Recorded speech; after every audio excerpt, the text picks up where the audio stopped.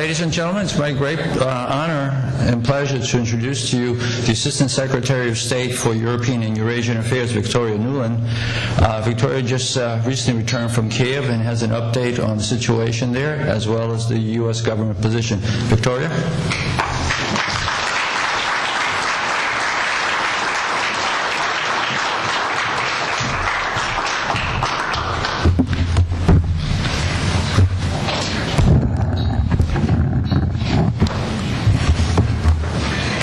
Well, thank you, Roman. Thank you, ladies and gentlemen.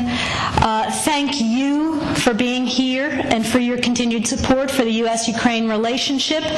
And thank you for the invitation to speak to you today. Still jet-lagged from my third trip in 5 weeks to Ukraine and my days in Kyiv earlier this week.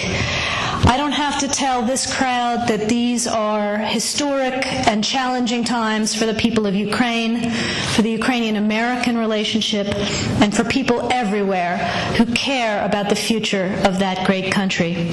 The world is watching the drama that is unfolding in the center of Kyiv. The Euromaidan movement has come to embody the principles and values that are the cornerstones for all free democracies. What began on November 24th as a protest against President Yanukovych's decision to pause on the route to Europe has become much deeper and bigger. After blood was spilled by security forces on November 30th, the movement also became about justice and civil rights and Ukrainians' desire to have a government that respects them, that listens to them, that protects them, and that provides for them. A modern democratic government. That was palpable when I made my first visit to the Maidan on December 5th. When Ukrainians say they are European, this is what they mean. And as one very prominent Ukrainian businessman said to me, the Maidan's movement's greatest achievement is that it has proven that the people of Ukraine will no longer support any president, this one or a future one, who does not take them to Europe. Throughout this period, the United States message has been clear and unequivocal. We stand with the people of Ukraine in their search for justice, human dignity, security, a return to economic health, and for the European future they have chosen and that they deserve. As you know, and as Roman said, I returned to Ukraine from my third visit in 5 weeks last Tuesday in support of these very goals, this time conducting parallel coordinated high-level diplomacy with EU High Representative Cathy Ashton with all of the key Ukrainian stakeholders. Then, halfway through our visit, in the wee hours of Wednesday, December 10th, we witnessed the appalling show of force by government forces who turned riot police, bulldozers, and tear gas on the Maidan demonstrators as they sang hymns and prayed for peace. Ukrainians of all ages and backgrounds flooded to the Maidan to protect it. Secretary Kerry wasted no time in expressing the United States' disgust at this decision of the Ukrainian government, and by morning the riot police had been forced to retreat. Later that same day, I spent more than 2 hours with President Yanukovych. It was a tough conversation, but also a realistic one.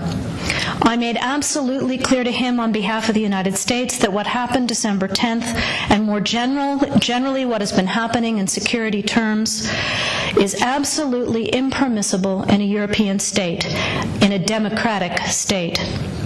But I also made clear that the United States believes there is a way out for Ukraine, that it is still possible to save Ukraine's European future, and that is where we wanted to see the President lead his country.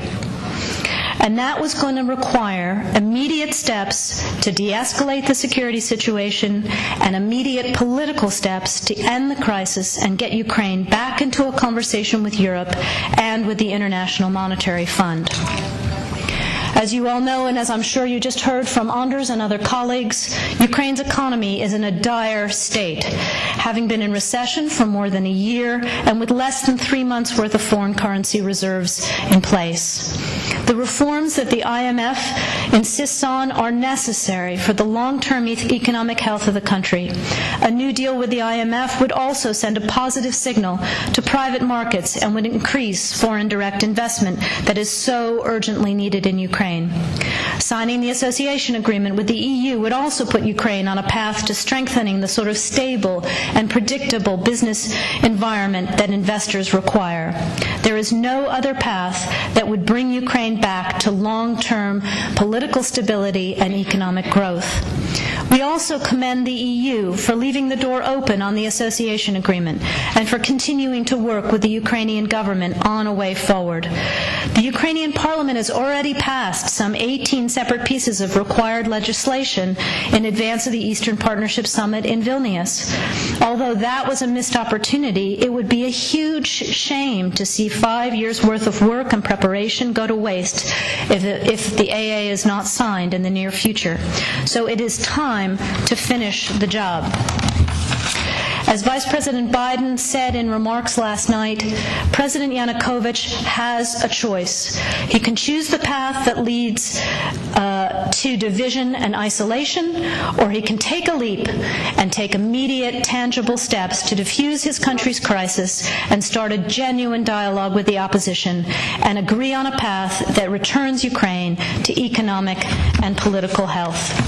Since Ukraine's independence in 1991, the United States has supported Ukrainians as they build democratic skills and institutions, as they promote civic participation and good governance,